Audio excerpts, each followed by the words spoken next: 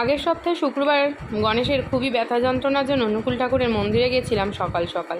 তখনই ঠাকুরকে বলে এসেছিলাম যে পরের সপ্তাহে যদি ব্যথাটা একটু ঠিক থাকে তাহলে আমি আবারও আসবো। তো ব্যথাটা যেহেতু এখন একটু কম, তাই কিন্তু আবারও চলে এসেছি মেয়েকে কোচিনে ঢুকিয়ে গণেশ আর আমি দুজন মিলে ঠাকুরের দর্শন নিতে।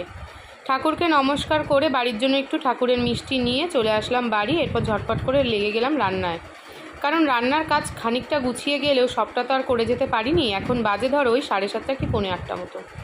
ঝটপট করে রান্নাবান্না সেরে গণেশের টিফিনটা গুছিয়ে দিলাম, ফল জল টিফিন সমস্ত কিছু। তারপর আবারও গণেশের সাথে বেরিয়ে পড়লাম মেয়েকে আনতে। গণেশ চলে গেল ডিউটি, আমি মেয়েকে নিয়ে বাড়ি এসে খেলাম আগে নুন লেবুর জল। তারপর টিফিন খেয়ে ঘরের সমস্ত কাজবাজ সেরে নিলাম, স্নান করলাম, মনা দিল পুজো। মাঠের ছাদে কুমড়ো ফুল হয়েছে, সেই কুমড়ো ফুলের বড়া দিয়ে আজকে জমিয়ে দুপুরের লাঞ্চ হলো। সন্ধ্যাবেলা টিউশন পড়িয়ে রাত্রে গণেশের সাথে একটু খুনসুটি হলো আর কি।